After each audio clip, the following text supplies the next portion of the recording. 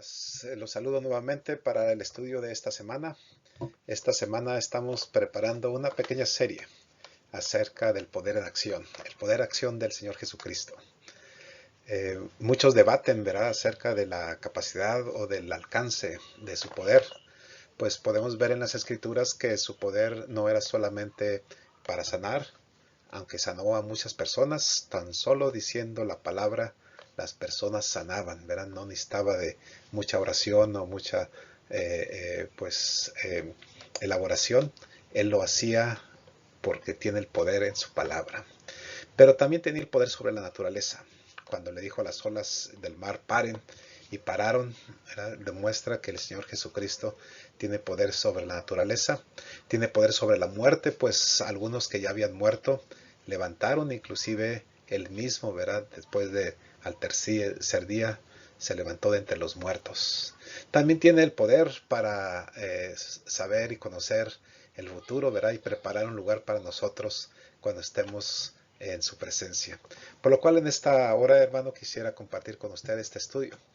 Primeramente acerca del poder que tiene el Señor Jesucristo para sanar.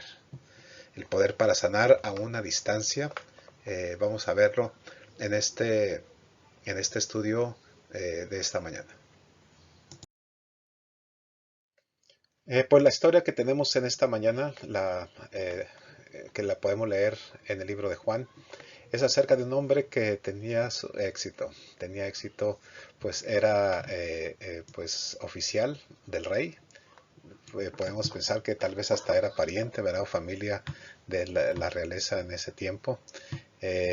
Sin embargo, a pesar del poder con el que contaba, no lo tenía todo. Tenía un hijo enfermo. Ese hijo enfermo pues estaba en una condición de salud muy delicada, por lo cual a pesar del poder que tenía y tal vez de los recursos, pues necesitaba de una ayuda especial, necesitaba de acudir a Jesús, necesitaba ser rescatado, ¿verdad?, de la circunstancia en que estábamos. Pues esta historia que entonces vamos a estudiar en esta mañana sucede cuando Jesucristo regresa a Galilea. Galilea está al norte de Israel, a orillas del lago de Galilea o del mar de Galilea, y es un lugar donde sucedieron algunas cosas interesantes, ¿verdad?, de la escritura. Fue camino a este lugar donde se encontró con la mujer samaritana, iba regreso a Galilea, y pues en aquel lugar de Galilea lo conocían, fue donde inició su ministerio, allá en la sinagoga, cuando se pues leyó aquel pasaje de Isaías delante de todas las personas, ¿verdad? Y se declaró como el que había de venir. Eh, También encontramos que en esa región de Galilea empezó su ministerio. En la conversión del vino, pues tal vez había llegado a oídos de muchos de aquella región, de tal manera que cuando regresó, es posible que este hombre, oficial del rey, conociera de los milagros y de las sanidades que realizó ahí en Galilea, antes de haber partido para Jerusalén y estar ahora de regreso. Leamos pues entonces el pasaje que tenemos en esta mañana. Dice primeramente la escritura en Juan 4:46 al 49, dice: vino pues Jesús otra vez a Caná de Galilea, donde había convertido el agua en vino. Había un oficial del rey, cuyo hijo estaba enfermo en Capernaum. Bueno, Capernaum es una lugar costera. En la imagen anterior usted pudo ver a mi derecha una fotografía de la actualidad de Capernaum. Pues el caso es que este hombre vino a Jesús, tal vez llevado por su reputación, ¿verdad? Sabemos que Nazaret, donde estaba Jesús, y Capernaum no están totalmente cercanos. Tal vez sean unos 40 kilómetros, ¿verdad?, unos 20 a 25 millas de distancia. Así que este hombre tuvo que caminar una, eh, una buena distancia del hijo que estaba en Capernaum, aquí a Caná, donde estaba el Señor Jesucristo. Por lo cual, hermanos, lo primero que necesitamos ver es plantearnos en la condición, ¿por qué se menciona a este hombre y no a otro? Pues lo primero que podemos ver es que era un oficial del rey. Era alguien importante, alguien que tenía respeto, alguien que tenía poder pues de comandar en lo militar, tenía recursos económicos, tenía dinero y debía haber sido grande su necesidad para poder caminar o andar esos 40 kilómetros, ¿verdad? Aun si había ido a caballo, pues no es una distancia pequeña, es una distancia de bastante esfuerzo, especialmente que entendemos que la región no es totalmente plana, ¿verdad? Sino que le requiere un esfuerzo para llegar ahí. Ahí lo que podemos ver también es que si bien había mucha necesidad y pobreza, este pasaje se refiere de alguien que probablemente pues tenía más que los demás. Estaba en una condición mejor, ¿verdad? Sus necesidades eran pocas, pero una cosa tenía un hijo enfermo y pues tenía esa necesidad de acudir a él. Así, el pasaje que estamos leyendo de Juan 4:46 nos introduce a este hombre en el contexto también de haber convertido el agua en el vino. Tal vez esa es una manera de hacer énfasis en la fama que tenía Jesucristo ya para ese tiempo. El caso es que en el versículo que tenemos a continuación, el versículo 47, leemos de la siguiente manera. Cuando éste oyó que Jesús había salido de Judea y estaba presente en Galilea, fue a él y le rogaba que descendiera y sanara a su hijo, porque estaba a punto de morir. Y este pasaje ya nos lo pone un poco más cercano, verá la urgencia que tenía de que Jesucristo fuera.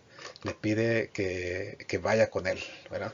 De alguna manera, hermanos, cuando hay una necesidad grave, acudir a Jesucristo es algo pues que sale del corazón, porque si bien cuando estamos en salud y cuando estamos todo bien pudiera no tener tal urgencia, ¿qué tal cuando realmente hay algo urgente, hay algo necesario, algo que debemos seguir?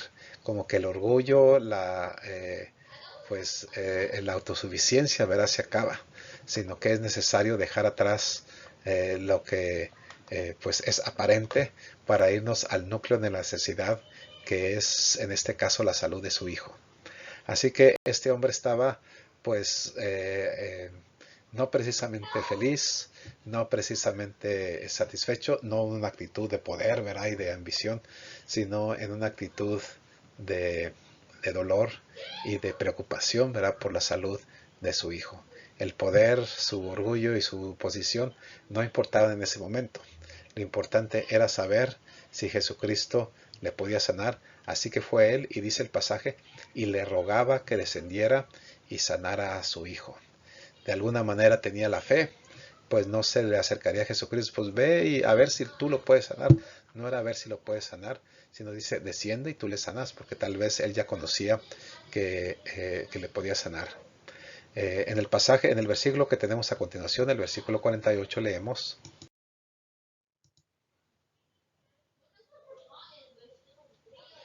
Entonces Jesús le dijo, a menos que vean señales y prodigios, jamás creerán. Versículo 48 es algo interesante. Cuando dice entonces Jesús le dijo, pareciera que se refería al oficial del rey. Sin embargo, vemos que lo que dice no es consistente con la expresión que se la dice a una sola persona, porque dice a menos que vean señales y prodigios, no dice a menos que veas, sino que a menos que vean señales y prodigios jamás creerán, no creerás, dice creerán. Es decir que le dijo, pues estaba Jesucristo en la sinagoga y prácticamente el mensaje se lo estaba diciendo a todos, ¿verdad? No solamente a ese hombre que llegó. De tal manera que podemos ver que esta es una ocasión que se aprovecha para dar testimonio a todos los que estaban ahí y que de alguna manera estaban dudando o preguntándose qué es lo que Jesucristo estaba enseñando y diciéndole a los demás.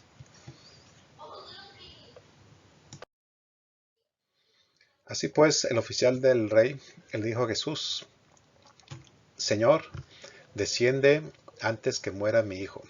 Da la impresión que tal vez le interrumpió, ¿verdad? Sino que Jesucristo estaba hablando acerca de pues el mensaje que estaba predicándole a todas las demás personas, y en ese momento el oficial del reino le dice, desciende, ándale, que muera mi hijo, se puede percibir la urgencia. No es como cuando usted pues está esperando y tiene todo el tiempo del mundo. En ese caso su hijo estaba grave. Y yo creo que cuando le interrumpe, o bueno, tal vez le dijo al final de que habló, ¿verdad? Pero más bien da el sentido de que tal vez hubo un tipo de interrupción. Le dijo, desciende antes que mi hijo muere. Así, hermanos, importante entender la lección. Este hombre tenía un hijo enfermo, fue y se acercó a él, ¿verdad? Le explicó su necesidad, su petición, y pues lo hizo con premura, ¿verdad? Estaba ahí realmente interesado con la confianza de que él podía. No es con la intención solamente a ver si la comunica esperanza, sino con la certeza, con la convicción de que él podía sanar a su hijo. Así, muchas veces, hermanos, estamos a veces con la mente en acerca de las cosas populares y de lo que pues el mundo piensa. Pero aquí prácticamente se quitó su condición de poder y le dijo, por favor, ¿verdad? Desciende antes de que mi hijo muera, ¿verdad? Cuando le dice Señor, le está reconociendo su autoridad por sobre él mismo, aunque él era oficial del rey. Ahora lo que vamos a ver a continuación es lo que Jesucristo espera de este hombre. Pues podemos ver que Jesucristo no obedeció al llamado de este hombre o siguió su petición tal como él se la dio, sino que suplió su necesidad de otra manera.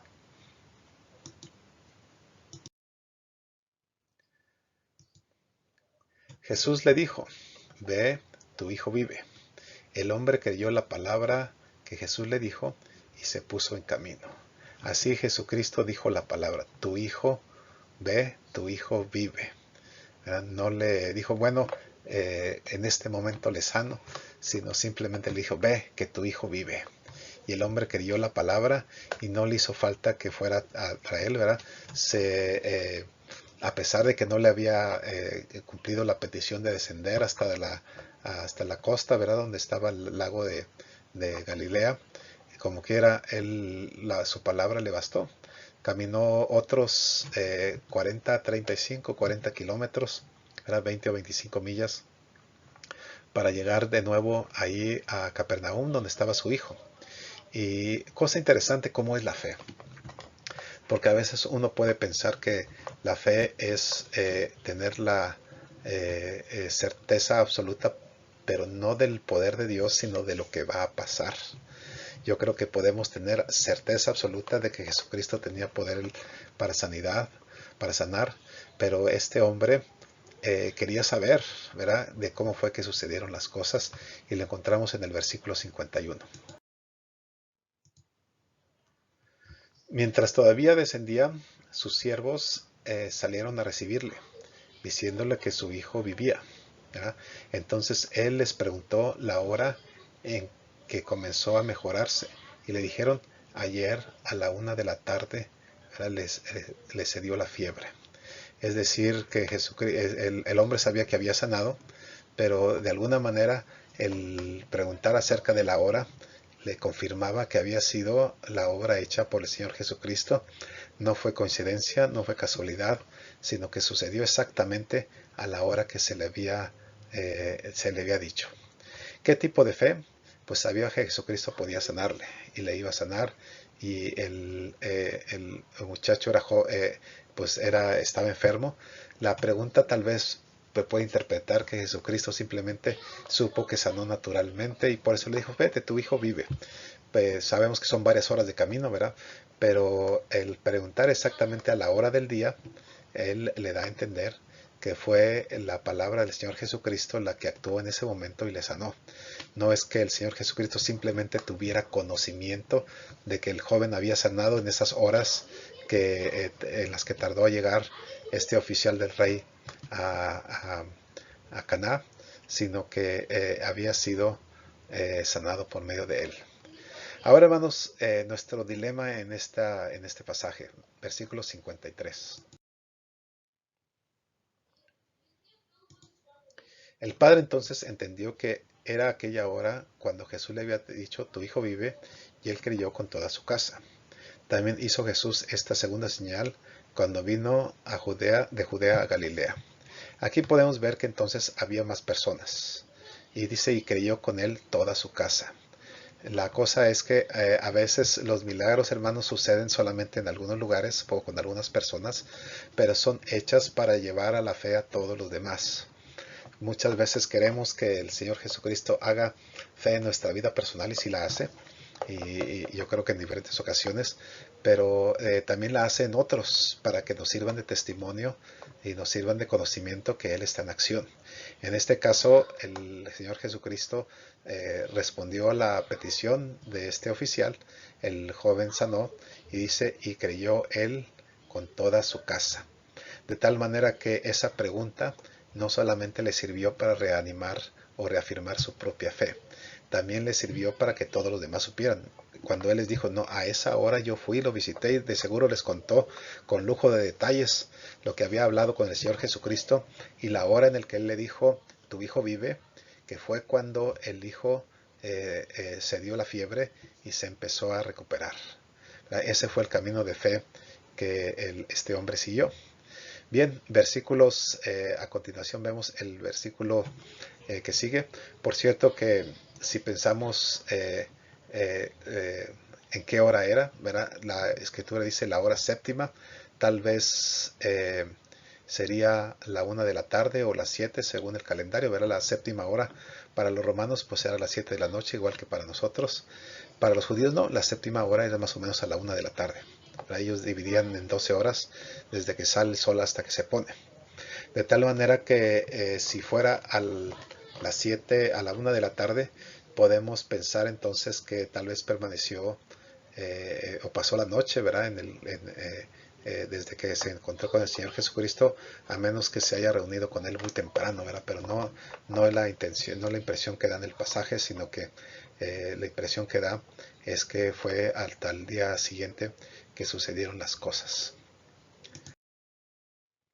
Muy bien, hermanos, pues este es nuestro estudio de esta mañana. Sabemos que el dinero, el poder, el prestigio y el orgullo, ¿verdad? No es lo que lleva a la sanidad, o en este caso a este hombre a obtener lo que requirió, sino el ir y pedir, reconocer el poder del Señor Jesucristo, pedirle que sanara a su hijo, obedecer cuando Él le dijo, ve que tu hijo vive, ¿verdad? No le quedó duda de que necesitaba que Él fuera, sino que bastó la palabra que Él dijo para que así Él confiara. De tal manera que entonces podemos confiar en su palabra, podemos confiar en que el que nos dice es verdad, ¿verdad? Este hombre entendió, ¿verdad?, lo que es importante en la vida. Y lo importante en la vida es confiar en quien tiene el poder de todas las cosas. Ahora, la próxima semana vamos a continuar viendo acerca del poder del Señor Jesucristo. En esta ocasión vimos su poder para sanar, ¿verdad? En la próxima semana vamos a poder ver sobre el poder sobre la naturaleza, luego sobre el poder sobre la muerte y sobre los eventos del futuro también. Entonces, hermano, Dios le bendiga esta mañana, ¿verdad? Ore por todos nosotros y por su familia, lugar de origen, iglesia en la que usted se congrega.